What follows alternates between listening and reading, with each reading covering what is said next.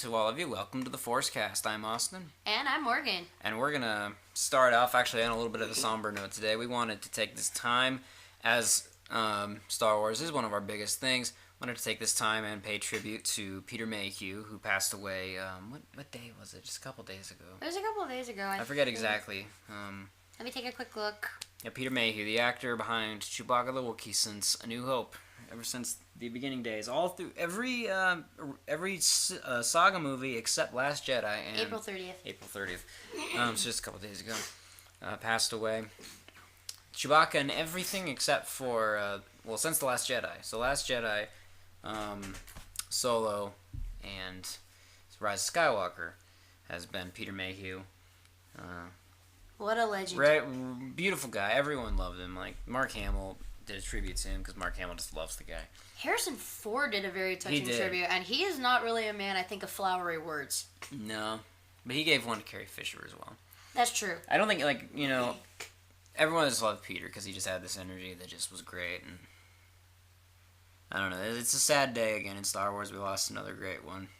Yep. So he brought our favorite walking carpet to life. We're going to miss you. Thank you, Peter Mayhew. Rest in peace. Yes, and since it's been a couple of weeks, we're going to forego This Week in Star Wars Lord of the Rings segments because there's going to be a lot to cover, and we really just want to talk about what we're going to talk about tonight. It's made $2 billion already, so if you haven't seen it, spoiler alert, but if you haven't seen it, it's your own fault by this point. We're talking about Endgame tonight. Avengers Endgame!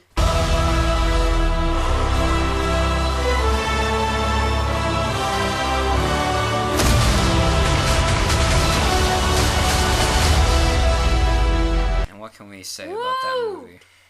Oh, man. It's going to be our review and general discussion of Avengers Endgame. This will probably carry over into future episodes. We're not going to lie, because we just have a lot to say about it. We're going to issue our spoiler alert now.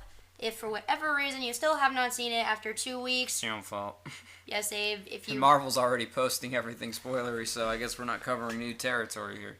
And I don't know, there's still some people out there saying, hey, spoilers, even though the spoiler ban's been lifted. But spoiler alert now, listen ahead at your own risk if you haven't seen it. Technically, we haven't been given permission to do this. The Russos gave a general, hey, you can start posting spoilers now.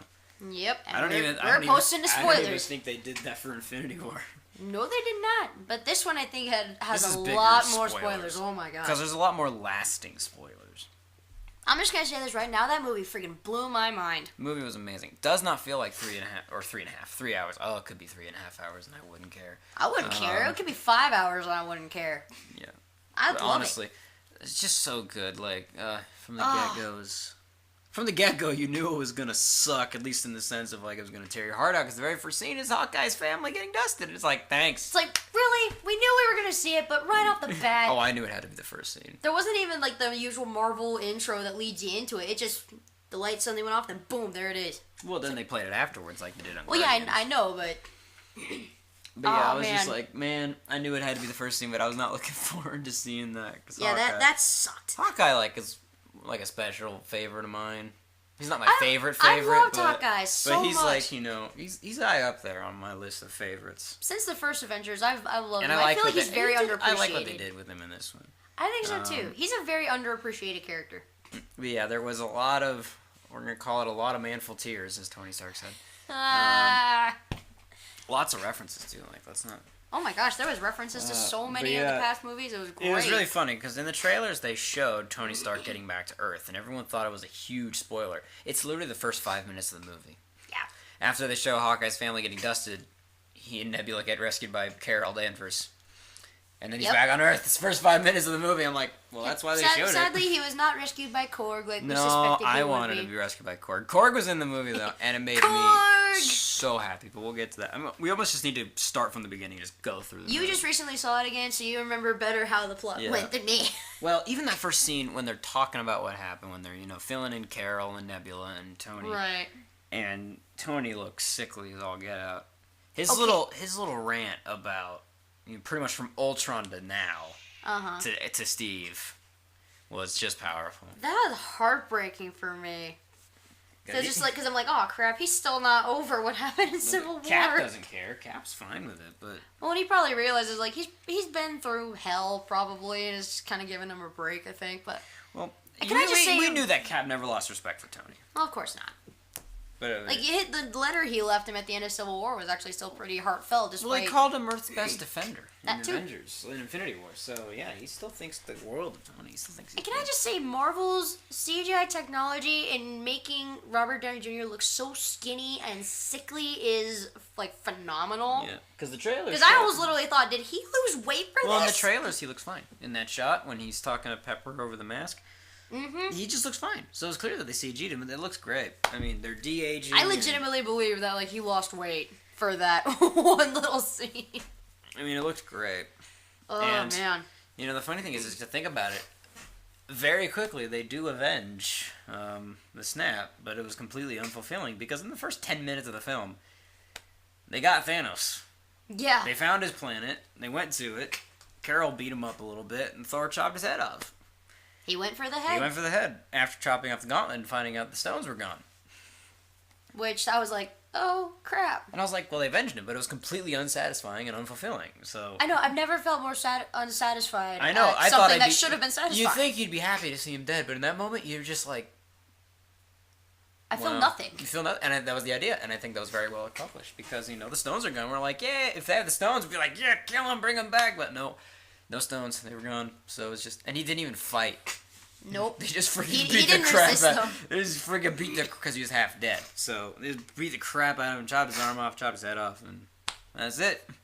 Then 5 years later, it was like, and we're gonna talk about the savior of the universe, that rat. I don't know how I feel about that Ant-Man freaking was rat. released from the quantum realm by a rat who, in my headcanon, is secretly Loki. Not really, but... Oh, you're one of the fangirls now? No, can I have a drink? Yeah. I don't know how I feel about the fact that Ant-Man was released from the quantum realm by a stinking rat. I think it's a great way to subvert fan expectations. But yeah. I feared when he came out that we were going to find out that Cassie got snapped. I would have been so angry. I would have lost it if we found out However, that adorable girl got snapped. However, I mean, she was not, but now cute 10-year-old Cassie is gone, and we have now she's like late teenager, early adult Cassie, which is fine. I'd say she's probably about, what, 15 or 16 now? Probably 16. Probably about 16. She was probably at least 11 She's in 10 the or last 11 Iron Man. And I'm like, I'm glad that she didn't die. But I'm gonna miss little Cassie. I'm gonna miss that little cutie. She was adorable. She was great. Not only was she adorable, she was amazing at what she did. She was actually a good child actor. I hope she's in more stuff. I know, it's just like watching Ant-Man and Ant-Man and the Wasp, I'm like, this girl just steals the show. Well, like, my favorite is when they're showing Big Ant-Man on TV, her and parents her are watching and she's just looking there like, yeah. She's the best. So I love her. She wasn't snapped, but I was upset to know that she's gone. Like, we're not going to see her again. Their little reunion brought me to tears. Yeah, I was about to say. Just that to was think touching. That, also, if you think about what Cassie had to go through, thinking her dad's been dead.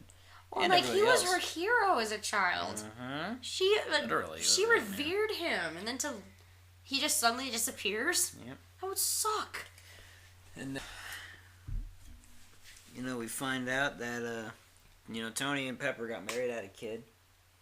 Whose name is Morgan. Little Morgan Stark. I'm very happy adorable about that. Also adorable girl. Not on the adorable level of Cassie, on her own different Stark level. She was super cute. She was cute, and definitely her father's daughter. Oh yeah. Can I just say I know in the comics Morgan was actually a boy, but I'm kind of glad that they gave Tony a girl because I feel like he's got a son. He's got Peter. Yeah, but I don't know. Just having a daughter, it felt right for him because I don't know. Some men is just like they're just adorable with little girls, and he definitely was adorable. Yeah. I loved him with a little girl. I'm not sure I really like the blonde hair look for him though, because he had like kind of blondish tips. Kinda, yeah. That looked weird to me. I wasn't too fond of it. Well, it's just we've always had him with the same hairstyle, so don't think we're used to it. Yeah. But anyway, love that he has a little girl. Now, they did the thing that I was hoping they wouldn't do. They actually did. And that was the time travel bit. That was the whole premise of the film, if you haven't seen it yet. I knew right off the bat, I'm like, this part of this is going to make no sense to me. And it's not that it doesn't make sense. I was just resisting it. Because once you do time travel, it opens up the door to all these fans, or quote-unquote fans, saying, why don't they just do this? Why don't they do this? And then plot holes and plot holes. It's just one of those things I resisted because I didn't want that to happen and become the norm. Excuse me. In the Avengers, in Marvel, MCU. At least the rules for time travel for them were different than, say, Days of Future Past, which literally allowed them to rewrite the entire timeline because it messed itself up. I was kind of hoping they'd do that, but nope. The Marvel's been good with its timeline. So yeah, they used the quantum realm and which that I already knew was going to happen because of and it was one of those things that I of course saw it coming. Like there was no way it was a surprise, and everyone else saw it coming too. I just didn't want it to be the answer. There was no other answer. It could have been, but I know. I don't know. I kind of don't know what else they would have done. They couldn't have done anything else. There's literally no possibility. The stones are gone. Nope. But we also got to see the character of Professor Hulk, where Banner and Hulk have become one. And that was odd. I liked it that way. I mean, eventually, you know, he grew on you, but at first you're like, no. Hulk should not be talking with Banner's voice. What is this? He has Banner's face too, really. Yeah, he kind of did have Banner's face, didn't he? He did have Banner's face. It was so weird. Who was buzzing? That's you. Oh, yeah, me. But yeah, there's a lot of stuff in that film. I mean, literally, we could go on and on about this. Paul Scott Lang, always a delight. Paul Rudd is a gift to mankind. I will continually say that. His fangirling of Captain America is amongst the best of the film. One of my favorite lines from the film, that is America's ass. Yep. Talk about Captain America's tush. But yeah, Tony Stark solved. I think this is the first reason why Doctor Strange saved Tony was for the purpose of him creating time travel, because no one else could have figured it out. Tony figured it out very quickly, as a matter of fact. His reaction when he figured it out was like my favorite. He just literally fell back into a chair. It's the only time Tony was legitimately surprised by something he figured out. Yeah. And then he cursed in front of his little daughter, who then repeated it. It was so cute. It's a cute little thing. I sometimes wonder, like, the parents of the child actors in any movie, and they have to swear, it's like, how do they feel about that? Because it's like, you're still teaching this kid this word. Some parents just don't care, but we're not going to get into social commentary here. Of course. To see Cap and Tony make up, though, was nice. That warmed my heart. I was just like, yes, finally! Gives him the shield back, too. That was a touching moment. Cap, get the shield back. So nice. But then, yeah, the funny thing is half the movie, like, there's... Before the big action scene at the end of the film that we all, of course, knew was coming, there's like we'll get to that. There's like 2 small action sequences. I know, there wasn't... I think it's because they were saving it all for that last little bit. But even then, it didn't feel slow. No. It didn't feel slow. It didn't feel exposition-y. There was plenty of talking and exposition, but still, it was like... I know some people complain that the first act, or the first couple acts were slow. I'm like, I didn't feel like it was slow. I thought I had a nice pace to it. I know. Well, you knew going into it that it wasn't going to be an action-packed movie, not like Infinity War was. They keep showing action in the trailers, but it's just like... They showed very little... Well, even the first trailer had no action. That's true, it didn't. It didn't even really show Thanos. But any action scene, you can tell it's like all in the same place. Yeah, so it was obviously... Yeah, it was one of those that was like, you know what, it's going to be at the end, and that's fine, but... So they all time travel, we got... Because the guy got the stones, they were going to make their own gauntlet and re-snap everybody. Of course, Tony saw his dad. Yeah, in the most... It's still awkward. Like, that scene, it's like, Tony, just get a hold of yourself, man. This is Earth's best defender. Can't figure out his own name. But he just met his dad, who he hasn't seen in how many years? You know, since 1991. That's a long time. Yeah, it's been a decent amount of time. And I like how he just, like, couldn't stop talking, almost, with him. Like, it's like he's nervous talking, you know? Yeah, and then... travel back. They go back to, of course, 2012... Because 3 Infinity Stones all in New York, and... I know, which I didn't realize until they pointed out. There were 3 in New York at the same time. The Tesseract, the Scepter, and the Time Stone. So it was like... It was also nice to see Tilda Swinton again as the Ancient One. Yeah, that was kind of cool to see her there. Yeah, unfortunately, they teased us because they showed the aftermath of the posing shot from Avengers when they're all looking at Loki. They showed us the aftermath of that. They give the Scepter over to S.H.I.E.L.D. or to Rumlow and Sitwell, who were revealed as Hydra, and they teased us with another Captain America killing or beating the crap out of everyone elevator scene, because everyone in that elevator accepts it. Well, it's the exact same group of people in the exact same positions. The camera angles were the same. They teased us with it because they know we love that scene and they know we would love to see it a second time, but no. We get a kind of chilling Captain America whispering, Hail Hydra. And then just walking away. Because he wanted this, you gotta get the scepter, so how do you take it from my group of Hydra agents? You convince them that you're Hydra. And then I walk away. I mean, it was a great smirk on it his was face. It was an awesome Cap moment. I wanted him to see him just because you could just see in their eyes like, how does he know? No, their question is, why is Captain America Hydra? But apparently he's Hydra, so let's just give him the scepter. And then of course he had to fight himself after Loki escaped, which is probably a setup for the Loki television show. I'm hoping so. Yeah, if you don't know, Loki has a TV show coming out on the new Disney Plus streaming service coming out in November. Is it November? I think it's going to be a while before we get to the series, but yeah, I think it's November. Yeah, we think because Loki escaped with the Tesseract. After complications ensued. And so I'm starting to think maybe that's where the TV show will come in. Because I kept wondering how the heck that would work. I kept thinking maybe, it'll be his time before Ragnarok. I'm pretty darn... Well, they've been saying, and I don't think this is true, people have been saying, like, this is stuff, almost official stuff, that it's going to take place with Loki influencing events in history, which I thought was just going to be Loki growing up. But I'm like, there's no possible way that could happen, because he's the Space Stone, and that can't travel through time. So it's either a lie, which very well could be, or there's more to it than I don't know. But yeah, Loki in that version escaped, so that way there's another alternate timeline with Loki still alive, at least. Fangirls hear that? Well, Loki's alive somewhere. I saw someone complain saying, it's not the Loki I fell in love with. Oh, the Loki I'm like, really? You're like the one in Ragnarok, where the one he redeemed himself. I'm like, okay, so... I'm like, are we forgetting in 2013 when Loki stepped up on the stage in Comic-Con and literally every girl in this entire freaking building swooned? I say, it doesn't matter, it's still Loki. Yeah, but it's like... Everyone loved him back in didn't fall. Everyone fell in love with that Loki. It's the very reason Loki is in the Dark World is because of the fan reaction to him in the Avengers. Say, y'all loved him in 2012. Y'all have loved him ever since. Because the director of the Dark World said Loki's not going to have a big part in this movie. I imagine it was just. Didn't. I imagine it was. He had a huge part in the movie. He got them to the Dark World. Oh, sorry. I thought you were still talking about Ragnarok. No. Or not Ragnarok. Jeez. Endgame. I'm lost. I'm talking about the Dark World.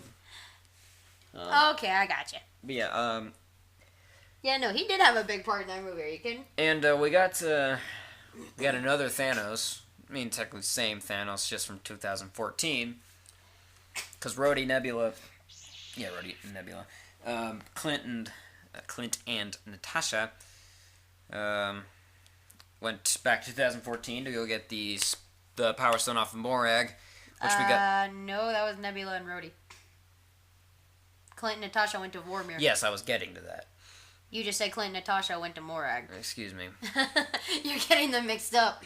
Well, no, I was just distracted. So anyway, we also got to see a recreation of Star-Lord's entrance of "Come and Get Your Love." Come and get your love. Which is funny because it's just Chris Pratt. I mean, they did play the music, but then they just cut to no music. And it's just Chris Pratt singing, and it's just singing hilarious. out loud with his headphones on. Rhodey, so he's an idiot, and then beats him up, and then knocks him out in one fell. He doesn't even beat him up. He just goes BAM! Just knocks him out. Knocks him out cold. So they get the space now. I like Nebula in this. I like what they do with Nebula. Nebula, I thought was really like.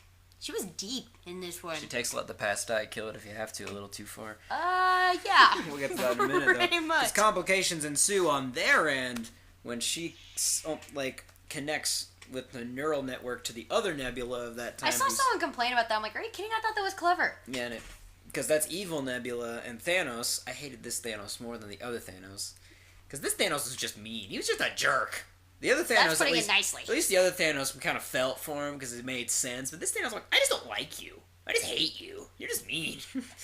You a big purple jerk. I know, and well, you're a jerk. Ooh, touche. Yep, and that's where complications. That's where we get to fight Thanos again. Because he finds out that they're looking for other. And then the first bit that really sucked, Vormir. They went to Vormir, and I'm like. We already knew that. The minute I realized they're going to Vormir, I'm like, oh no. Now, this is where the major stuff comes in, and then where Natasha sacrifices herself over Clint to get the Soul Stone. And the fact is, it works. And I want to point something out that in Avengers, when she's asking Loki about Clint, Loki asks if this is love, Agent Romanoff, and she says, love is for children, I owe him a debt. Now, Voromir's rules, you have to lose that which you love. And he lost Natasha, and it counted.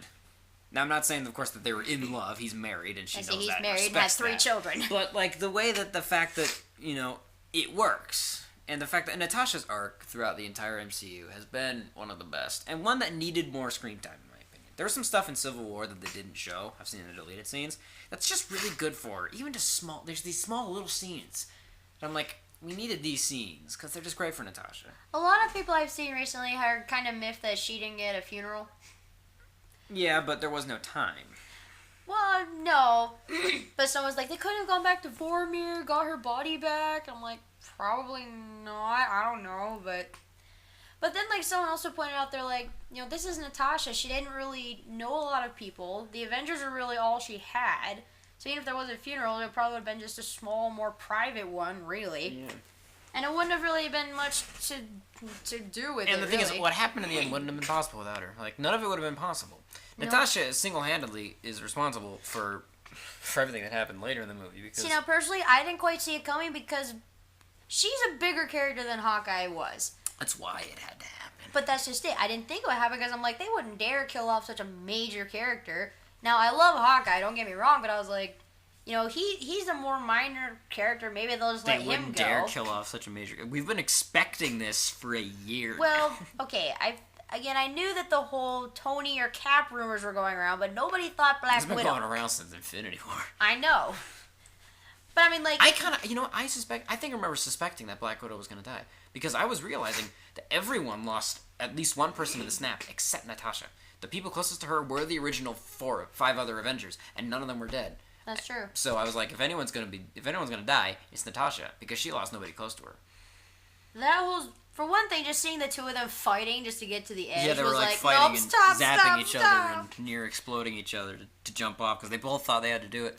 And it was now the thing is the whole scene. I'm like, I just don't feel the emotion. And then, like, Clint jumps off, she catches him and tethers him to the edge, and at that point they started playing that stupid music again, and then I started crying because I'm like, this sucks. This is really sad. That freaking cliff. I saw a post ranting about that cliff on Vormir, like, this freaking cliff has caused me more pain.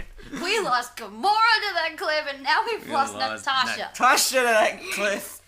Like, that stupid cliff. That, like, broke my heart, because I didn't realize how much I love Black Widow until she died. And I was like, oh my gosh, we just lost Natasha. I know, I was so... And the music was more powerful for her. I'm not going to, like... Because the music was the same. It was the exact same as when we lost Gamora. But it was stronger. It was more because she's a much more beloved character than Gamora. She's been around longer, too. I'm just going to say that. But, like, that broke my heart. I was like, they just killed Black Widow. Holy crap, I feel bad for Clint, too, because he's probably in this moment like, I've lost literally everybody. So now I want to know, like, what... I was wondering, like, what kind of love would you say they have? It's like platonic, brother and sister. Yeah, like it's like a brother sister type thing. Yeah, I feel like it's because I mean you have like brother and sister, they're like best friends like, in the whole way. Like they trust each other with everything. She knew about his family and no one else did. Well, it's like sometimes you have brother sister love, but then you have like best friend love, which is kind of on almost a different level than like brotherly sisterly love. I don't really know. I don't know. It's just they have something maybe very nice. Nice. Maybe it's like Clint and Tasha love. You know, maybe Clint and Tasha. It's like their own different level. It's not friend. It's not brother sister. It's Clint and Natasha. Like that's what it is. That's all it is. They were a team. They were. And it sucked. Long way from Budapest, he said. Long way from Budapest. I want to know what happened in Budapest. We're probably gonna find out. I know. I really hope that's in the Black Widow movie. film, which is coming out. It's a prequel movie. Then they'll give Jeremy Renner another chance. So at least we're gonna see her one more time. That'll be nice. That'll be nice, yes. That'll be very nice. Maybe that's why they did it, because they're like, we want to see her one more time. We know you want to see her more. There's a bit in the movie later that we wanted to see, that we would love for her to be part of, but she wasn't. It's kind of I'm still kind of miffed about it. Of course, it wouldn't have made sense narratively. Of course not. But yeah, and so then, Vormir broke my heart. Yeah. And that whole thing was like a play-by-play of Infinity War, because you had her falling off, the music, the light, everything. Hawkeye appearing in the pool of water that looked pretty like much a shot sky. for shot, very similar to the scene in Infinity War. Which, I mean, I don't mind because that And whole sequence is I will awesome. say it's a good thing that those two went. Because what if anybody else went? What if Rhodey and Nebula went to Vormir? It's Been like, I don't love well- you. I mean, I barely know you. I've known you for 5 years, but I don't really know you that well. Well, you go? No. Okay, Elvis, we better go back and I know, grab it's like, somebody, it's a good you know? thing. Of course, it's narratively convenient, but... Oh, and it's like, did it just happen that way, or like, did... It didn't happen that way. Well- They didn't know, because they said they didn't know exactly what happened. They just know that Nebula or Gamora died on Vormir. They didn't know she died They for just- the stone. They just happened to send the two people that actually cared, like, were close to each other, to the place where you have to actually sacrifice somebody. narratively That convenient. sucked! And the funny thing is, literally right after this, they assemble the gauntlet. It's just kind of like this, oh crap, they have all the stones moment. Like, We don't get to see all of them coming back together. no, we do. Oh. Well, they showed it assembling the gauntlet, but it just felt like it should be a bigger moment where the gauntlet is assembled. I was like, oh, it's already happening. Oh, we've completely, like, glazed over one of the most important bits because, well, it deals with getting back the stones. Thor's fat! Oh yeah, Fat Thor. That's where Korg comes in. Yeah, well, not only Korg, but he Yeah. had a very touching scene when he was getting back one of the Infinity Oh Stones. yeah, they go back. He and Rocket go back for the Reality Stone. Did you say him and Raccoon? Rocket. Rocket. I can't speak. Today. We're both Rocket. tired. They go back for the Reality Stone. Shut up, phone. And Fat Thor. See, I liked Fat Thor. One, because it drove Mom insane. Drove me insane. But see, I don't complain about it. I don't think they ruined Thor. Yeah, by people making think they him ruined fat. Thor in the same manner in which they think they ruined Luke Skywalker. But here's the thing. Thor's journey, they said that Thor's entire thing in Infinity War was the hero's journey. Like that quintessential, you've seen it everywhere, hero's journey. They wrote it that way. Yeah. So what happens when you are at the peak? The hero's journey puts you at the top. And you get the bad guy, and the bad guy still gets his goal, and then when you go and try to avenge everybody, it leaves you feeling empty, and everything sucks, and you lost, and it's your fault. Where do you go? You go down. Yeah, you You plummet. go way down. Now, the funny thing is, I was thinking about this earlier. Kenneth Branagh's Thor and Joss Whedon's Thor wouldn't have done that. No. Because that's almost a different Thor. Like, it's not a different Thor, but the way they wrote the character. Well, for one thing, the Taika's- first Thor was very, like, full of himself for most of it. Well, yeah, that's the idea. But no, I'm just thinking about even where they ended up. They would have handled it differently. Taika's Thor, yeah, that Thor definitely would have gone fat. I'm just saying. Which, I mean, that's the Thor we've stuck with since then. Yeah, and that's the Thor I prefer. I'm not gonna lie. And it's not like it's a different Thor, but No. the way they've handled the character is definitely. But it made sense. He thought he was And going even to succeed, even Chris and then he Hemsworth did thought it was a great idea. Chris Yeah. Hemsworth thought it was a brilliant. And he's played idea. Thor for a long time. He Yeah. knows the character. And it made sense, because he thought he was going to succeed when they got Thanos. Turns out he still pretty much failed. It was his fault. He went into a depression. He let himself go. He blames himself for not going for the head and all that stuff. And when you let yourself go, you neglect taking Yeah. care of yourself. play You get fat. Play Fortnite with Korg. You eat, That's the worst. you eat crappy food. Use Stormbreaker as a bottle opener, and you, You drink a whole lot of don't beer. you don't take care of your hair or your or beard. your beard. Ugh. I was mostly laughing at that scene because of Mom's reaction. But yeah, Fat Thor. He goes. So he and Rocket go back to the Reality Stone, and he actually meets up with Frigga. I'm his just sad. mom. I'm just sad we were deprived of seeing Rocket actually stab Natalie Portman with the little extractor thing. But they had to, of course, extract the Reality Stone because it's not I stone. would It have was loved the to have ether. seen that. They showed her face, and I was not happy about it. Luckily, it was actually just unused footage. Yeah, but she still got screen credit. Well, everybody got screen credit. It was everybody in the Avengers films. No, it was everyone in that film. It wasn't just No. everyone in the Avengers films. It was everyone featured in that film. I thought it was. There were some people that I thought weren't in it. Nope. Everyone in the credits was someone in that film. Heimdall wasn't in it, was he? He wasn't credited. I thought he was. Nope. I need to go see that movie again. Just saw it. He wasn't credited. Well, still, she was shown. She has to get credit. I still don't. I just wish they didn't show her so she didn't get credit. But yeah, I wanted to see Rocket stab her in the back of the neck or wherever he stabbed her to get it out. But no, But that was more about for Thor. You know, it wasn't that important. scene was very nice. Yeah, because she could tell he was from the future. I mean, one, he's fat and got bad hair and bad beard, but Yeah, she's like, you are and definitely a different not my. and a different colored eye and all these other things. And it was just a nice scene. And he of course steals Mjolnir. Now, what I wanted to happen was Because there's the scene in Thor 2 when the Dark Elves show up where Thor just like runs, jumps off the balcony, and then Mjolnir like grabs him on the way over. I wanted to see that scene where he runs, jumps, and then Mjolnir's not. That would have been hilarious. Because all heroic. Yeah, because you said to me later, you're like, he pretty much screwed over that other Thor. He just stole his hammer. That other Thor's back there going, why isn't my hammer coming to me? But it was also a good moment because he found out he was still worthy.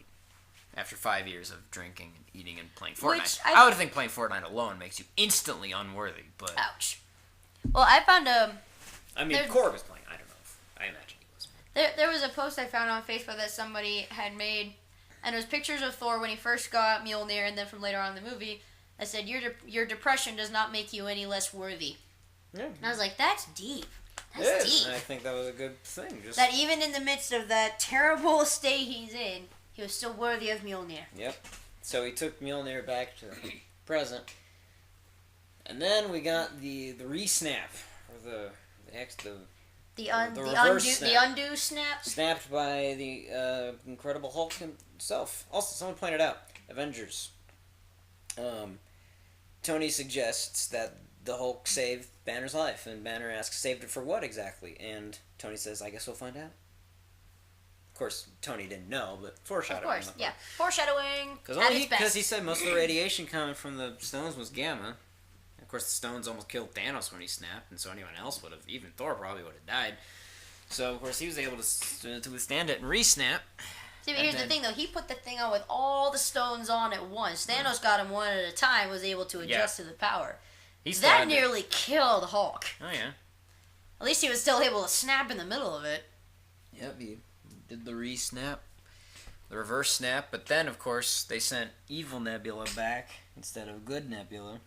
So she opened a portal and let previous Thanos through, and then he destroyed the Avengers facility, which made me mad because I love the Avengers facility. I'm like, you suck. I'm like, how dare you? When, like, literally, Hulk snapped, there's a few seconds of quiet, and then they're like, I think it worked. Pow! And then big explosion. Okay, moment ruined. Thanos is here. Yeah, but that was great because it was just dead silent because you just see the ship. Like literal dead silent. Man. Oh no. And then that kind of scared me because it was just suddenly pow, everything exploded. It was powerful cinematically. Like that was just great. Oh yeah. But then of course I was mostly excited just to see the big three wallop on Thanos again. Oh. Especially because there's just this great moment where, you know, Thor summons both Stormbreaker and Mjolnir to him, gets his armor back on. Dual wielding! Braids his beard and his hair in an instant. That I honestly think was one of his best looks. That was like a really good look. That was a very Nordic look for him. That was his most Nordic looked very like look. a Viking. It's a very Nordic look. Like, which I'm sitting there going, I didn't know I needed Thor with a braided beard and braided hair until now. Oh yeah, that was great. But to see them just wall I mean, the hair was still obviously a little dreadlocky. To see them wall up on Thanos was just a great time. Oh. And also to see Hawkeye. What is his sword made out of? He sliced through those Outriders like they were nothing. Vibranium. No, vibranium, yeah. The answer? Vibranium. It's always the answer. And then, okay. Best moment. Now we've got to talk about one of the best moments. Thanos is about to kill Thor, right? Who is literally like pressing Stormbreaker into his chest. And you're like, oh, and this is the moment you're like, oh no, this is where Thor dies, because it's like, this is the fight. Well, he's doing the same exact thing he did. Well, it's the same fight, like, and then all of a sudden Mjolnir, which is knocked onto the ground, just gets lifted up. I thought it was actually lifted up by itself. And then thrown at Thanos. And then summoned back to the hands of Stephen J. Rogers. I lost it when that happened. The best thing is we saw this Thursday night. 6 o'clock, where all the fans were going. Like the second showing, literally, of the whole night. And everyone went bonkers. I was so close to leaping out of my chair, but I was like, Captain America. I'm going to be respectful to the people behind me and not get in the way, so I'm just going to hop up and down a little bit with excitement. We all went nuts. Cap lifting Mjolnir was just, it's one of the greatest moments ever. Like, a lot of people have said, like, I'd love to see, like, Captain America lift Mjolnir, but that happens in the comics, you know? Beat the crap out of Thanos with that. See, I missed what Thor said afterwards because I was too busy screaming. And this is the Russo's headcanon. That Cap it wasn't that Cap couldn't lift the hammer, that like he could barely lift it, like that Mjolnir's like, you're only mostly worthy. No, he was worthy, but he decided not to bruise Thor's ego about it and just decided, I'll just pretend. You can kind of even see it in his face when he does his like, I can't lift it, sorry. And Thor, I guess, had this thing in his mind. He's like, is he just messing with me? Can he actually lift my hammer? And he freaking beat that like someone... Cap with the shield and Mjolnir was like, you know how to use that. Oh, he freaking like threw the shield and then hit it hit it with the hammer like a baseball bat. Well, Thor did this. That was another great.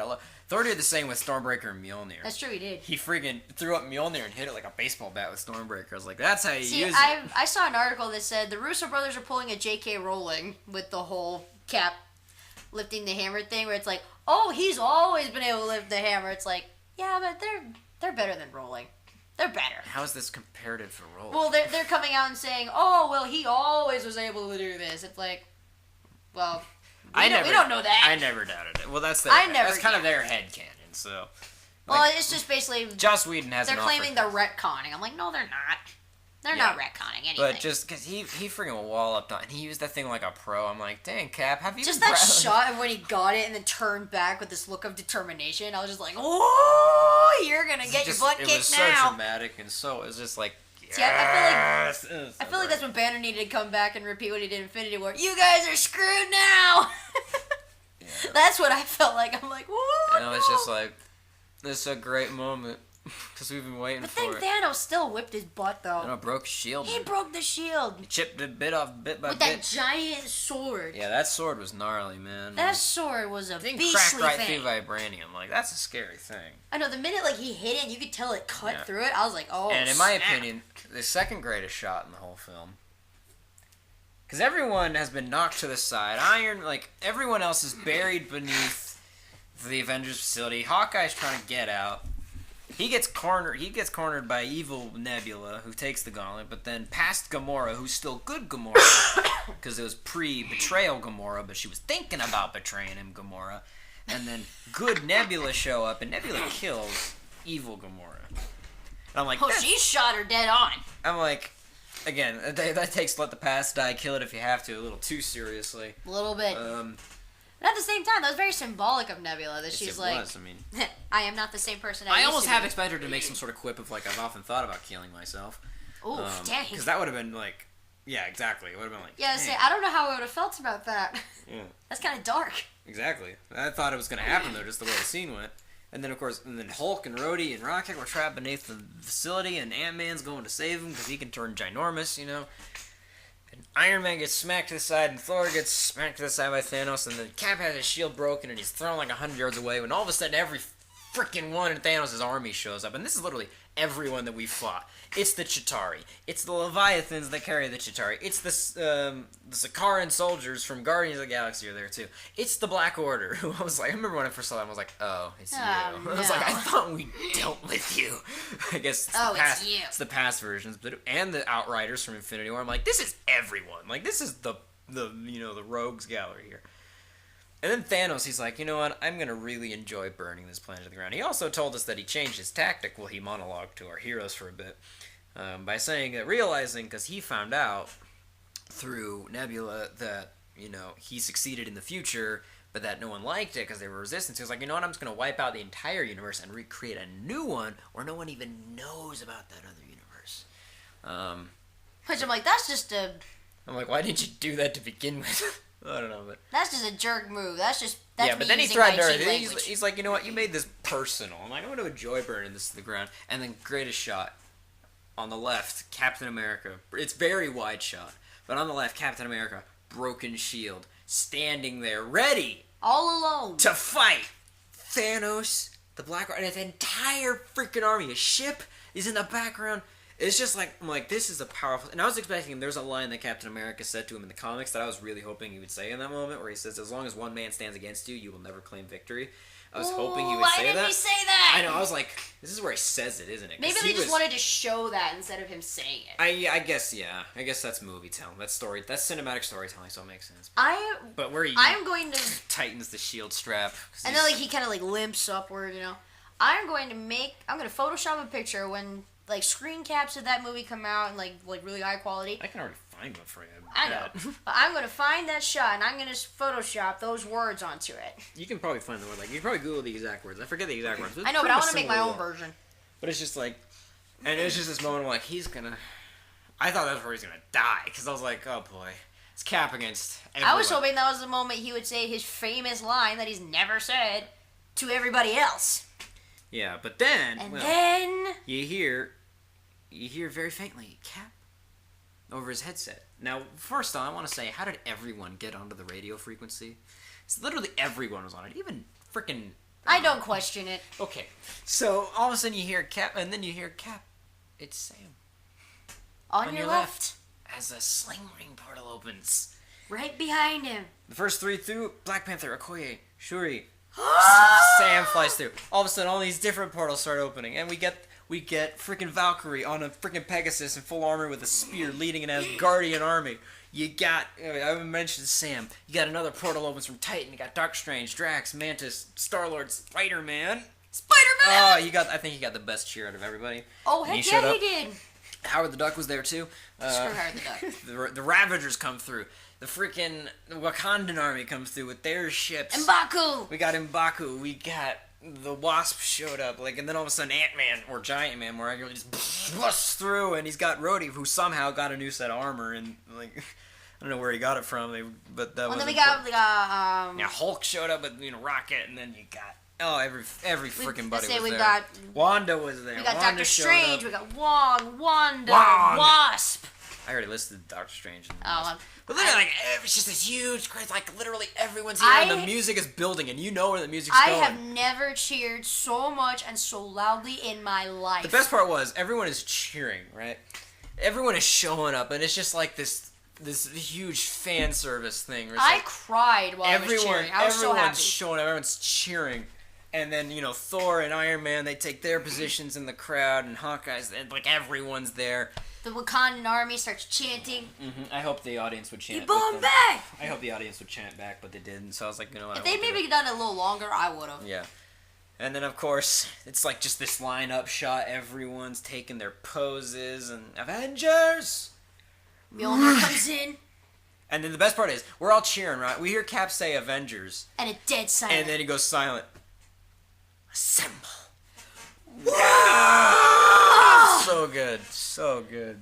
We have been waiting 11 years for that word. For that line. That phrase. And we almost got it in Avengers 2, but it was a freaking It was a cop-out. Oh, and it was magnificent. The best part is, had he said that in the first one, we wouldn't have cared. It wouldn't have had the same appeal. No, it wouldn't have. I mean, we still probably would have felt like, yes, because everyone's here and back from the dead, and we're all happy to see them beat the crap out of Thanos now, but no, waiting and getting trolled for it for freaking years. Well, with a lot of people, reading the comic books, they're like, Captain America says this, why is he not saying it? And then he says it! And it was magnificent. And... oh my gosh, and then everyone charges in, and it's just this amazing. And oh my gosh, the music, of course. They played the theme. I'm so glad in that moment that Avengers have a theme, because it was building up. And you know the build up, because they've introduced it since the Avengers, and they use it again in Infinity War. And you're just like, alright, here it comes, and then dead silence, and then the music starts. And then they start, and also, we forgot Pepper was there too. Yeah, Pepper in an Iron Man type suit. The Rescue armor. She was called Rescue in the comics. It's fantastic. And I really like that because it shows that Pepper's really come around. Pepper, I mean, because she used to hate the suits. She mentioned earlier in the movie, when Tony told her that he figured out time travel, he was like, you know what, I just could put it in a box and drop it in the lake, because they live next to the lake. He's like, yeah, I could do it. But she pretty much said, you know what, I've given up trying to get you to stop being Iron Man. But apparently she completely given up because she's like, okay, well, I'm going to have a suit of my own. Well, he built her. He I know. mentioned that earlier in the movie. But she's like, I gave up. A couple movies back, she hated the suits. Oh, yeah. It shows that Pepper's changed. 5 years with a daughter, and also noticing that your husband's not going to change. He's not going to... And this is also why... And she rocked in that suit. And this is also why what happened had to happen. And just oh my gosh, when they start fighting, there's so much going on. You can't I was trying to look around okay, where are all the characters? Even the second time, I'm like, wait, M'Baku, Wanda, Spider-Man, I don't know what's going on anymore. It's just everything's happening all at once. But it was so amazing, and the music was playing, and it was like, oh, this is what we've been waiting for, and it was so amazing. Just chaos, but wonderful chaos going on. It's just and when you thought Infinity War, I was like, man, Infinity War is huge, Wakanda versus the Outriders. But no, it wasn't even close. This is literally every single hero on the same battlefield. They had everybody in Infinity War, but they were all in separate places, and it was just in groups. Now this was everybody all together, and we dreamed of seeing that for And the years. reunion, the reunion between Tony and Peter was just a great little moment. That made me cry. Because he literally had the happiest look on his face when he saw it. He did. Oh, he did. Well, I found a thing actually on Pinterest that was really sad, but it said Peter Parker. We'll get to this anyway later. It said Peter Parker will never know that the very first thing that Tony said when he got back to Earth was, I lost the kid. And then because he missed him so much was the reason that he looked into time travel. Yep. Because it shows him looking at the picture of him and Peter before he finally decides to look into time travel. Well, because of that, it's what led to everything else. I think what the movie had implied is that he'd been kind of just tinkering with it. I think some time had passed. Like, people think he figured it out in one night. I don't think that's what I thought it was. No, because the way he's talking to Friday about it, I think he'd been, like, kind of running some tests just to, like, mess with it a little bit. I think a few days had passed. Mm-hmm. And then, because he says, I just want to try one more thing. He's like, I want to try one more model, you know? And so he runs one more test and figures out time travel, and because of it is able to bring Peter back. But he looked so happy to see him, and, like, he was on the verge of tears. And I was just like... And then the showdown that was oh so good. Because we saw Tony, Steve, and Thor all team up against Thanos, and that was a great fight in and of itself. I mean, it gave us the chance to see Cap wielding Mjolnir, got us to see the chance of Iron Man harnessing Thor's lightning. It was a great moment. That was awesome. Literally opens up this little lightning conductor and zaps Thanos, so it didn't do much, but still was awesome to look at. Power at 400% capacity. 400% capacity. How about that? Which is also more of a reference to Avengers, because I was like, hey, he's using the lightning. And it kept going, and then Thanos is walking through the battlefield, killing some dudes when he comes across Scarlet Witch. Oh, man. Who almost tore him to shreds. And the biggest insult to injury, her eyes are glowing red. She looks pissed. And she's like, you took everything from me. And he, because he's never met her, is like, I don't even know who you are. I'm like, that's insult to injury, man. Her best line, you will. You will. And she starts throwing debris at him and literally breaks his sword. Okay, that thing that broke vibranium, she splinters it. I like how she kind of like grinned at him as she's pushing the thing up. It's and like, just, sends it flying out of him, and then you're gonna regret crossing and me is and about pissing me to off. literally tear him to shreds. I was really hoping she so would. Much like literally had him at her mercy. He had to literally order a ship to bombard everybody to get out of it. That's how strong she is. So I'm she pretty was sure about to tear him if he out. had it, she would have torn into him. She should have just torn off his right arm, so use of the gauntlet was entirely, like, literally the gauntlet would be useless to him. Like, he would have no way of wielding it. Yeah, but when you're kind of in a vengeance mindset, you don't really think logically. You just think, I want to rip him to shreds, limb by limb, kind of thing. So, another great moment, like, start bombarding the planet. The sorcerers, because there's an army of sorcerers, too. We forgot to mention the sorcerers. Start, like, shielding everybody. And then all of a sudden they stop firing, and I knew it had to happen here because it happened in happened in the previous movie. They start and then just turn their guns up into the sky, and they hit her. They don't graze past her; they hit her. She doesn't stop. In comes Captain Marvel. Carol just flies through it, decimated it, just destroyed it, breaks through. She's got new hair, which they established that early in the film, but I wasn't too fond of it. But I like the hair. I don't know. It just seemed kind of weird. It looked just like a big comb over. It was one of her iconic comic looks. I know. She just busts through that ship, and that ship is huge. Like, and to see her, she single-handedly takes. And Thanos' face is like, oh, my ship. Stop blowing holes in my ship. Also, we got to see Peter use instant kill.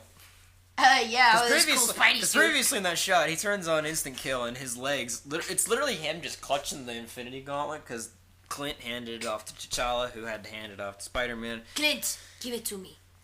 And so he's just literally totally letting the legs do all the work. He's not doing anything. He's just like, no. So technically, Peter has not killed anyone. His suit has, but he's not killed anyone. He's like, He's pulling a Mr. Mosby. Don't touch me, don't touch me, don't touch me, don't touch me. So, in a great little moment, Captain America over the comm says, hey, Queens, heads up. I love that he calls them Queens. I love that he calls them Queens. Throws the hammer, and so Spidey catches it with his web, catches the hammer. Goes flying. Mm-hmm. Ends up getting shot down by the ship. That's almost like a Quicksilver thing. He's like, oh, hey, the hammer. Whoa! But yeah, So Carol destroys the ship, flies over to Peter, who's like probably shooken up from almost being bombarded to death. Yeah. And in one of, I think probably I would say the fourth greatest shot of the film. First greatest shot, everyone showing up when Avengers assemble. Second greatest shot, Captain actually lifting Mjolnir. Third greatest shot, Cap versus everyone. I'll give it that. Cap versus the army. Fourth greatest shot of the film. My favorite part. They hand over the gauntlet to Carol, and he's like, I don't know, because literally at this point, everyone is teaming up. At this point, who had died? It was just Cole Obsidian. Cole Obsidian got stepped on by Ant-Man. Oh, yeah. And by this point also, Ant-Man and the Wasp had gone back to the La Cucaracha van to turn on the other quantum tunnel. Because they got to return the stones. That was way off key. They got to return the stones to their own timeline. Right. Which I don't know how Carol intended on doing that, but it doesn't matter, I guess. Because they had to return the stones because Hulk had this conversation with the Ancient One. So they're over there. So Peter gives the stones to Carol, or the gauntlet, I guess, to Carol, who's got this humongous army in between her and the van, and she did need the backup. But he's like, I don't know how you're gonna get there. And then Wanda shows up. She's like, don't worry. And then Okoye is there, and like she's got help. And then they got Mantis. You got freaking Valkyrie. You got Gamora and Nebula. Wasp comes back. Wasp's in there. Pepper's there. And just this lineup of the women Avengers. And you could argue, how did they all get there? Why? And Shuri was there. Can't forget Shuri. Oh, Shuri, of course, it's like, my why, girl, Shuri. It's like, why were they there? How are they? Who freaking cares? I don't give a crap. No one's. Well, the thing is, I don't think anyone's really asking, like, how did they all show up there? No one's really asking. We're just happy to see everyone there. See this women Avengers. Girls! And we thought the scene in Infinity War with Okoye, Natasha, and Wanda, just the three of them. Versus Proxima Midnight, we're like, ooh, this is great. This one's like, nope, this is everybody. I got all my girls except for two. Except for Nat and Sif. No, Nat was Why was dead. Sif not there? Freaking blind spot. I know, blind spot, taking all our actors. Ashley Johnson and Jamie Alexander taking them from us. Stupid blind spot. I was like, you could have let her come for like just to film a couple of scenes. Or CG her in there. We don't care. CG her. No, it was. Now, I think the biggest travesty of the whole film was that Nat was not there for that scene. I wish she could have been. Of course, her sacrifice was not in vain at this point, but still, just this shot would have been complete with Natasha Romanoff. She probably would have been the one leading the charge. She would have, probably. Well, I mean, you had Carol basically at the head. No, she was at the back, actually. Everyone else was in front of her. Oh, that's true. She then charged through, and I was just like plowing through everyone. She would have led the charge. Okoye took Corvus Glaive out.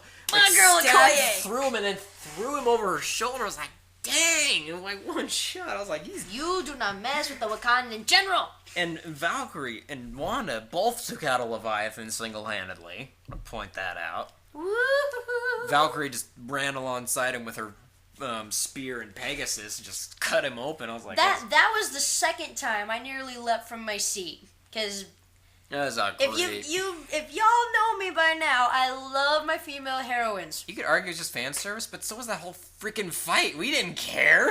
I don't care. I loved it. I loved it so much. Carol was so close to the quantum tunnel, but again, I don't know how she would have gotten through. She didn't have a suit or any pin particles, but Thanos threw his sword at it and exploded it. We have an uncle that for some reason didn't like that scene, but frankly, I don't give a crap. We don't care.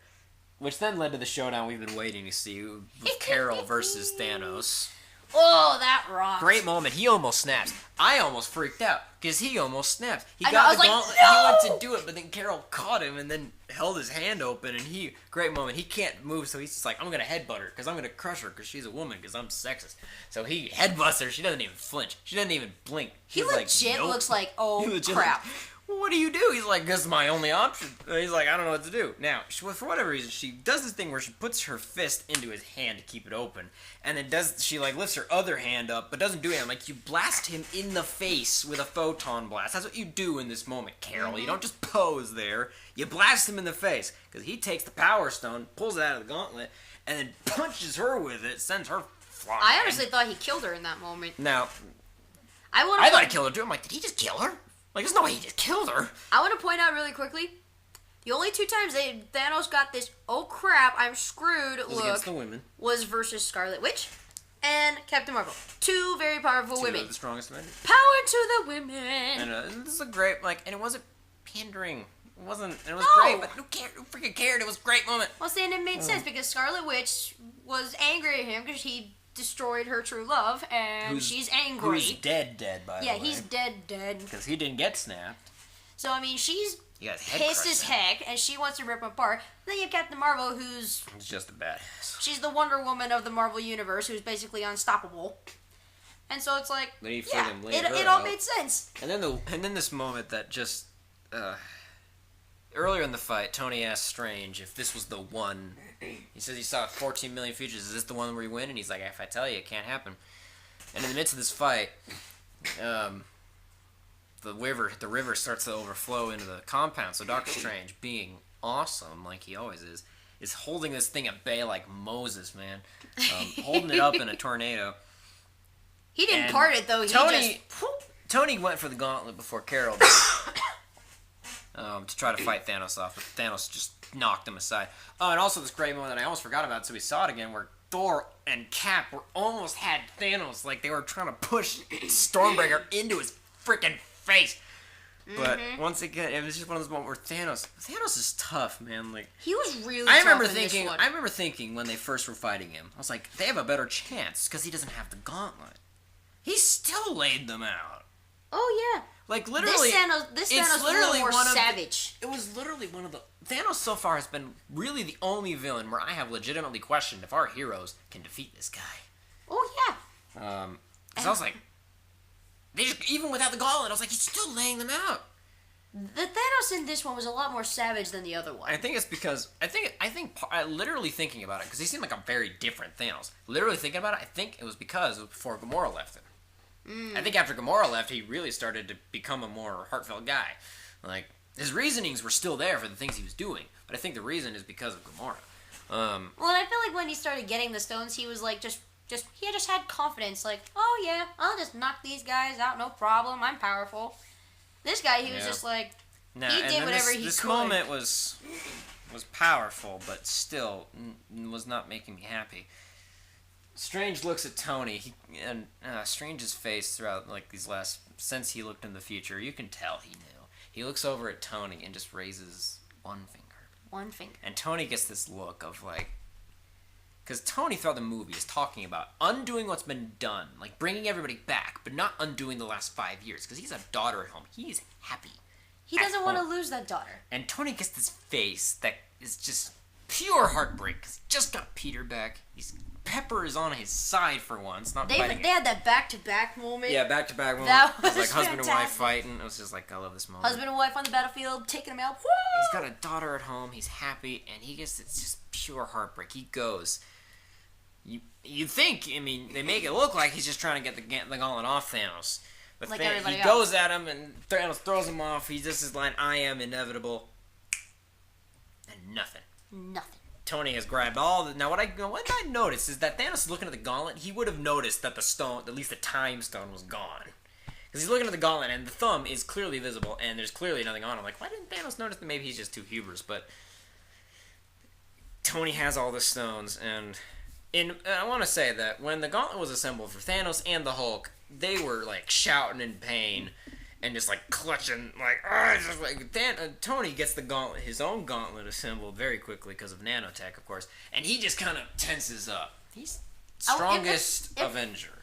See, it probably hurt like hell, but he was just probably taking it. Tony has a very high pain threshold at this point. Considering all the torture and pain he's been so through, Thanos, yeah. I am inevitable, and Tony, in what can only be his last word, it's actually not his last, but and it may as well am Iron Man. And that snap was freaking force. It was like, it was like a mini explosion. Like, which honestly, in true... And it was a moment, it was just like the theater was quiet. The theater was silent. We didn't even... Well, because... Did we even cheer for that? I didn't want to cheer, because I was like, well, no, because I remember but... we cheered when we realized he got the stones, but then it's like, it was a cheer, and then like just quickly like quiet, because we were like, wait a minute. I am Iron Man. It was a quick cheer, and then quickly we realized, wait a minute. The problem is, he has to snap. I was like, we know that Thanos is now gone. Like, everyone starts to turn to dust, the ships, everybody. And then Thanos finally turns to dust, and it's like... He took the longest. We didn't cheer, though. because we knew what it meant. No, we cheered. Did we cheer? I don't remember cheering. I think we cheered. We cheered when Thanos died. But I don't think I cheered because I knew what it meant. See, but I remember I had a slight freak out because everyone else is turning to dust, and then it just shows Thanos sitting down. I was about to say, why is he not snapped? Why is he not snapped? I almost thought that Tony left him alive so that everyone else could beat the crap out of him, but then he started turning to dust. I'm like, it was the same reason. Oh! Same reason Peter turned to dust last because he was strongest. Yeah, he was resisting, I think, or either that or Tony did it on purpose and wanted him to see save his him demise. for last. Yeah, see everything that you built turn to ash. Turn to ash, and then he turned to ash, and in that moment, it's just like it's over. Like Thanos, the guy from the last since 2012, is gone. Both versions. We decapitated one and turned the other one to dust. And that was satisfying. The first Thanos, not satisfying. This Thanos, more satisfying. Because this guy was a jerk. This guy, I'm just going to say it on YouTube, was a dick. Alright? Hated that guy. Yeah. And then he turns to dust, and it's over. But we know what the snap means. Because then Tony just slowly, he does get a last word after Iron Man. He does say, hey, Pepper, when she comes to him. It's kind of like... It's like barely audible, though. And, Peter shows up, and Peter now has to watch Tony die. Tony had to watch Peter die, and then Peter had to watch him die. And Pepper shows up. Did I get a text? I think I did. That, which, first of all... Pepper was there, and... First of all, they did not give Tom Holland a script for good reasons, because he can't keep his mouth shut. Yeah, but the thing is even with a script, he still had the chance to spoil this moment. Yeah. But he... Again, I don't know how... They say he had no script, but I don't know how he... delivered quite the it was heartbreaking. Tom Holland is... He's severely underrated, I think, because He's that been in moment was 3 heartbreaking. multi-billion-dollar movies. He's been in Civil War, Infinity War, I know. and Endgame. But that's just it. It could be, he's just a young guy who, has charisma and can play Spider-Man. He's 22 years old. That's why I said young man. He's amazing. But you just expect some young actors, to just be, funny and cute and fun. No, but his emotion. He can deliver emotion. Oh. And to see him break as Tony's dying, and then Pepper shows up, and Pepper is more at peace, I think, at Tony's death than anyone else. Because she says it. She says, "We're gonna be okay." Her last words to him are perfectly chosen. We're gonna be okay. You can rest now. I don't think that man has rested since 2008. That's the thing. There was no other end for Tony, because even if it's the reason I think we all knew Tony had to die. There couldn't be any other end. Because one, just like Clint, he's retired several times and is not stuck. Tried to retire. For character reasons. Because, like he said in Civil War, I just can't stop. There was no way Tony was just going to retire at the end of this because RDJ's contract was up. And then in the future of the MCU, not show up for anything that is inevitably coming. No. Because we know the MCU is going to continue. And arguably, the Fantastic Four and the X-Men are going to build up to, Magneto, Doctor Doom, and Galactus himself, probably. Literally the biggest threat ever. Arguably, that's where we're going next. And so the question is, why would Tony set that out? Well, even though he has a kid. Yeah, he just wouldn't. Because he just can't. And so there was no other end. I think this is the most fitting end. Despite the fact that it sucks. Someone on the internet has said, this felt more like my childhood ending than graduating or turning 18. Graduating, turning 18, or turning 21. This felt more like my childhood ending, because Tony, because he was the one, and of course he had to. He's been there since our childhood. He was the one that started it all. And I think he's officially out. I think he's officially beaten Hugh Jackman for years of consecutively playing a character. I think, maybe not. No, Hugh Jackman was there for 17 years. Also, I'm going to point out that no one has ever complained about the casting choice of Hugh Jackman or RDJ. No. No one hates them. Stan Lee himself said RDJ is Iron Man, and I created this character. Literally, no one has complained about those two actors. No. People have said things about other actors, people complain about Brie Larson because of things she says, and I agree. But no one has ever complained about them. I think that I saw a post that the casting director, or the casting coordinator of whoever you call it, of the MCU, same woman, it's a woman too, needs more credit. Oh, heck yeah. Because everyone in the MCU is perfectly casted. But no, Hugh Jackman was Wolverine for 17 years. Okay. So yeah, no, RDJ is not quite there. Maybe not.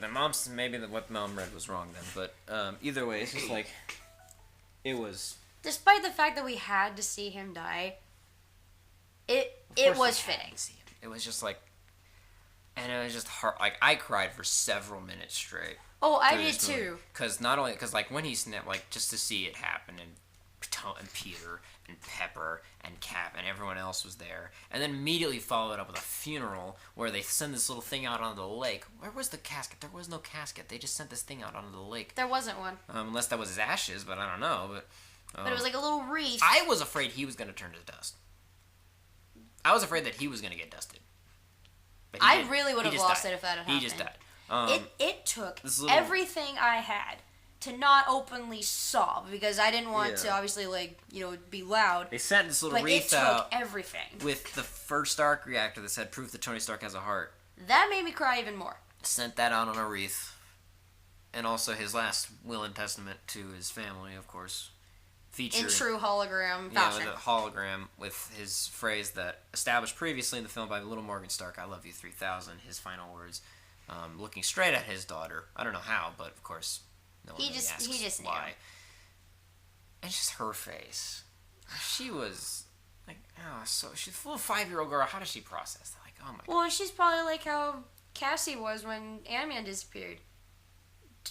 Her dad was her hero, He's Iron Man. Rhodey was in that. It was Rhodey was in that scene, and Pepper and Happy, and just like, and then they show the funeral, and literally everyone's there, because even Nick Fury showed up. Of course, Nick Fury showed up. I know. He hadn't been in the entire movie. No, even Hank Pym showed up. That's the significant one. Yeah. Hank Pym hates the Starks, but he at least respected the fact that this man died saving the universe. Yeah, it's because of him I got my daughter back. Exactly. Well, got himself back. He got snapped that too. He did get snapped. He got snapped too. But literally everyone's there. All the Avengers are there. The Guardians are there too, because they also interacted with Tony. They did. And if Quill had just listened to Tony, this wouldn't have happened to begin with, but still. And Carol was standing in the back. And even Harley was there, who I didn't recognize. Harley from Iron Man 3 A lot of people don't realize that it was Harley from Iron Man 3. He looks different. He looked very different. Well, for one, he's older. Yeah, he's gonna look different. But even, like, his hair was different. I think that was the biggest thing. His hair was different. If his hair was similar, I would have recognized him. Yeah. But I was like, who's this kid? Because, like, everyone is in like, groups. Or, like, the Avengers are in the front. Behind them are the Guardians. And to the left are the Ant-Man and the Wasp crew. And behind them are the Bartons. And then there's Carol on the stairs, and Nick Fury's behind her. And then you see this random kid. And Maria Hill is kind of in the middle. And then there's this random kid. I'm like, who is this kid? And it was Harley. Yeah, little Harley from Iron Man 3. And then they have a nice little wrap-up scene where they where they talk about Natasha and Vision with Clint and Wanda, who I think is an underrated duo in the MCU. Honestly, if anyone deserves a show with Wanda, it's Clint, because it's because of him that she ended up in this situation. Yeah, it's because of him that she became an Avenger, and then them in Civil War. It's like they had a very nice little duo going. So they had a nice little he's the one that practically rescued her from the compound.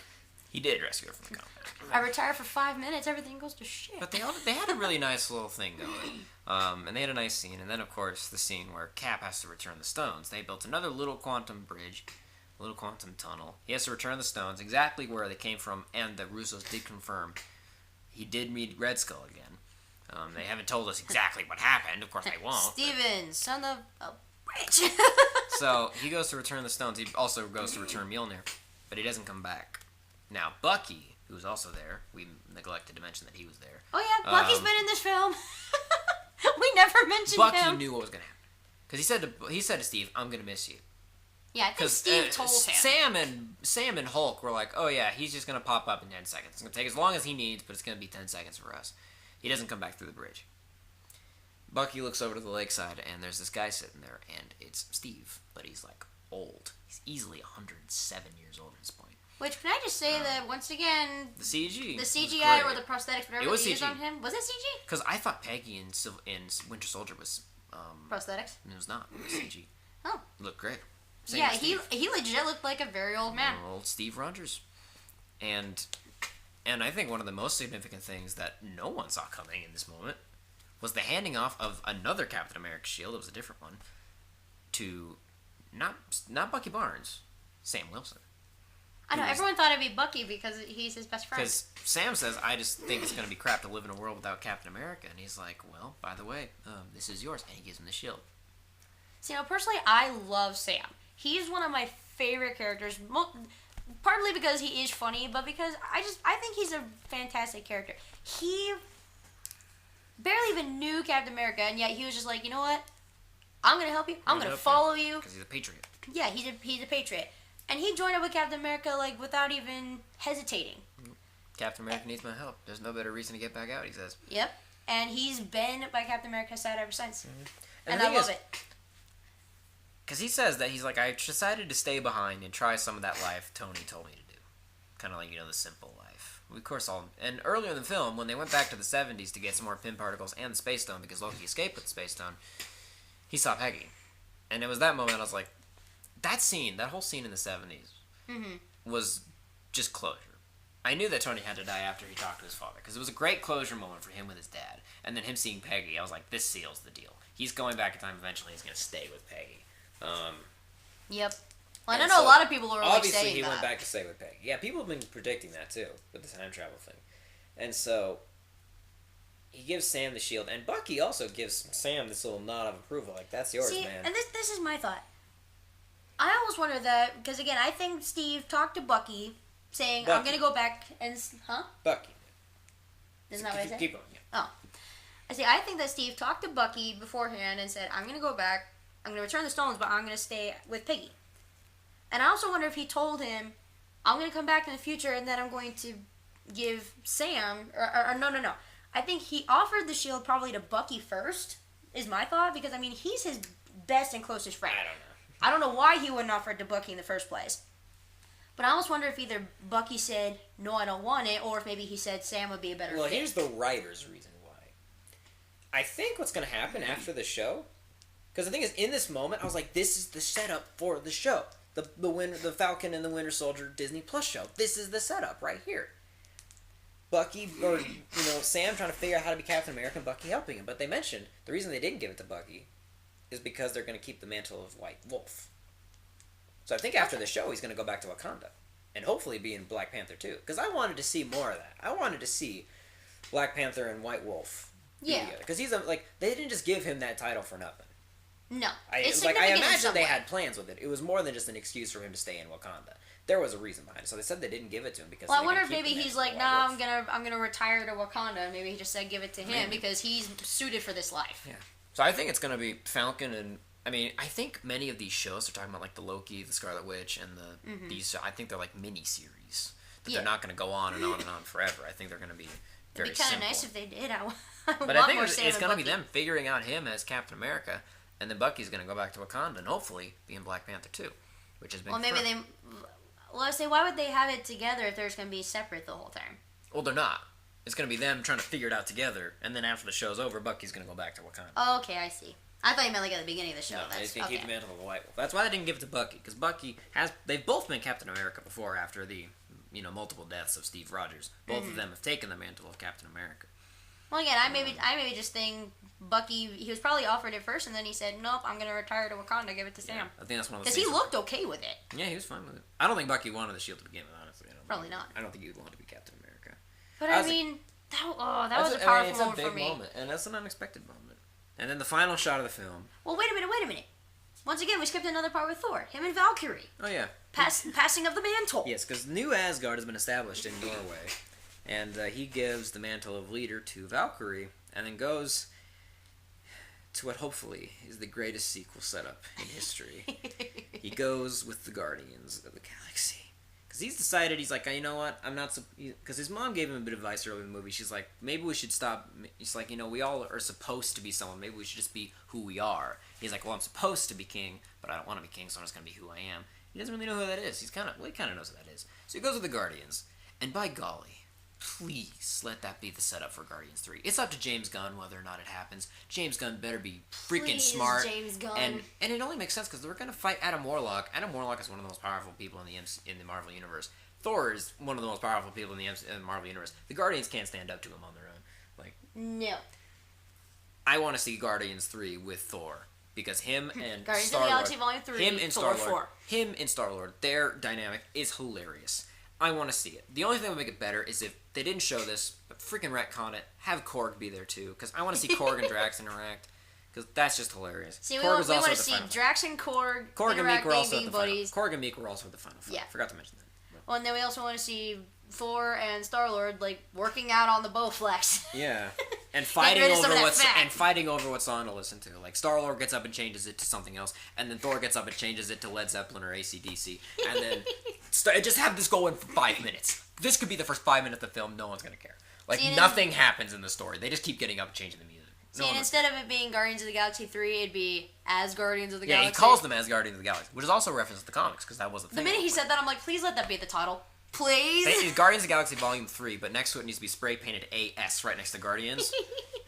Even though technically it wouldn't be spelled correctly for Asgard, but it still works. Who cares? Who I love cares? it anyway. Like, I'm like, we need this. And let Taika executive produce the movie, because only Taika is allowed to touch Thor from now on out. I say, can we get a petition going on the internet saying, James Gunn, please James Gunn, if you are smart, and he's a great filmmaker. If he is, freaking do it, please. That is the movie we all want. We didn't know we needed it until It's the movie Infinity we want, War. and it's the movie we deserve after Endgame. I know, it's like after Infinity War, before Infinity War, we didn't know we needed that movie. After Infinity War, that's the movie we all need, and now they're promising it, or at least they're hinting at it to us. Please let it be. Just please. Well, Chris Hemsworth keeps saying, please. I'll keep playing Thor as long as, they want me. I'm like, we'll do it in this one! Supposedly he's renewed his contract for more movies. I don't know if that's confirmed yet. Please. And then the final shot of the film is back in probably 1945, 1946. Actually, did you have Mr. McCready? I did have Mr. McCready, but not as a teacher, as my driver's ed teacher. Oh, that's right, you did driver's ed with him. When I talked to him this about the teacher movie, has a freaking shrine of Captain America in his room. We are not kidding. He has a It's a little shrine. giant bookshelf of everything Captain America. He's got a shield, bobbleheads, Funko Pops, comics, cardboard stand-ups, posters, comics themselves. Shout out to you, McCready. You're the best. He's got everything. I went and talked to him after he went and saw the movie, because I knew he's one of the biggest Marvel fanboys ever, and I'm like, I gotta talk to him about this. He actually thinks that the Shaw is actually from the 50s. Okay, well, 45, 50s. It could be the same. Well, he said the 50s because of the model of the car that drove by. Okay, well... He said that semantics that was in the 50s. Semantics at this point. Final shot is the song... the song was from Captain America. I don't remember what part in Captain America. I think it was the bar scene where Peggy showed up in the... I think it was when Peggy showed up in the red dress. Mm-hmm. And the dance. The dance that they've been talking about since Captain America. They mention it in Winter Soldier, and... They kiss, and that's the last bit, and it's just like this amazing, it's the happy ending that we wanted. It's the happy ending that we wanted. It's unfortunate that Tony does not get a happy ending. But I will say, something said in the Far From Home trailer, the new Spider-Man Far From Home trailer, which features spoilers, because it's mostly regarding Iron Man's death, because that's hard on Peter, and it sucks to see him still work. But something happy says, he's like, I don't think Tony would have done what he did if he didn't know that you would be there after him. I about cried when I heard that. Which hopefully means that Iron Man is pretty much going to become the next Iron Man. Let's face it. Don't you mean Peter? What did I say? I think you said Iron Man. I can't. Iron Man becomes the next Iron Man. Peter needs to become the next Iron Man. Not actually become Iron Man, but Spider-Man needs to take that mantle. Not necessarily of the one who designs everything and pays for everything. Earth's Best Defender. He needs to take on the title of Earth's Best Defender. Basically, even though the Defenders are actually their own separate group, but still, he needs to become the best Defender. I hope that's where he's going. I think that's probably what Far From Home is going to be about, is Peter coming onto his own, because people argue in Homecoming, he's just Iron Man's sidekick, and you could argue that. But I think in this, it's got to be him coming into his own. Yeah, I think it'll be him kind of realizing, I can be more than just... He needs to take what he believes is just, I'm the friendly neighborhood Because even Nick Fury's, he says, the world needs the next Iron Man, and Nick Fury's like, all right, so are you going to step up? We need it. You need to be it. I think he realizes, I need to make Tony proud. He's gone. I need to step up and take his place. And obviously it's going to be hard for him, because obviously he doesn't want to be Spider-Man in Europe, because Tony's dead. I think he's probably... And he's a kid! He's a kid! He's only a kid, so it's one of those, it's not going to be easy for him, but I'm really happy about that, to see Spider-Man really come into his own as, his own hero. See, and then to make the ending almost even a little more satisfying, in my opinion... The credits. For one, that they're going through the credits, crediting everybody that was in the film, which is a ton of people, but then they get to the original six. They get to the big six. And that's when the music really starts up. And it plays the big theme, which is great. It shows almost a kind of a silhouette type picture of them in the middle. With some footage in the background. Montage of footage of them from all the movies. With their own personal signatures. Yeah, with the actors' signatures displayed in there. Pretty much everybody, when that got to there, everybody was applauding. Mm-hmm. I wanted to stand up almost, but then like nobody was standing. I saw a video of people went. See, we cheered. We clapped more and we cheered more for when Robert Downey Jr. because it was the last as the music crescendo. Of course, they saved him for last. But I saw a video of another theater where they went bonkers. Well, and why not? Obviously. There's no post-credit scene in this one. The only thing at the end of the credits, of all the credits, is the sound of Tony Stark hammering up the Iron Man helmet from Iron Man 1. All the way back in 2008. And I'm like, because we've been hearing, like, there's no post-credit scene, but there is a sound. And we're like, what is the sound? I thought it was going to be the X-Men talking, honestly. I thought it was legitimately going to be the X-Men talking. But no, it was that. Just kind of a callback to this is where it started. And now we've reached the end. We've reached the end. But it's not the end, because we're still going. Honestly, I would not be upset if the MCU ended right now. Yeah. I mean, it would suck to not be able to see any of these heroes again. It's the end of an era with the original It's the end of the Infinity. Well, technically, the Infinity Saga. Technically, the Far From Home is the end of the Infinity Saga. That's true.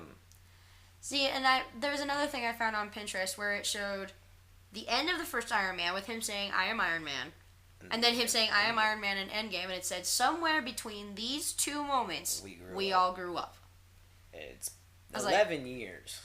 It's a long time. I remember when we were kids. Very late. My gosh, I need to shut up.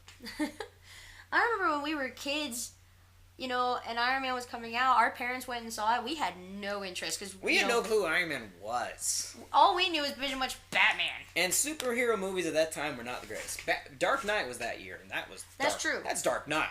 But there hadn't really been any good superhero movies where it's kind of like, I don't know who Iron Man is. I'm not interested. Then they saw Iron Man Dollar. We saw Iron Man Dollar Theater. We did. That's right. Mom and Dad saw it, and they're like, "This movie's actually really good." They didn't know what to expect. And they saw it, and they're like, "Wow, this is really good." And then we enjoyed it. And we had no idea what a ride we were in for. And I don't think we've ever seen another MCU film in the Dollar Theater. Oh, heck no, we haven't. Are you kidding me?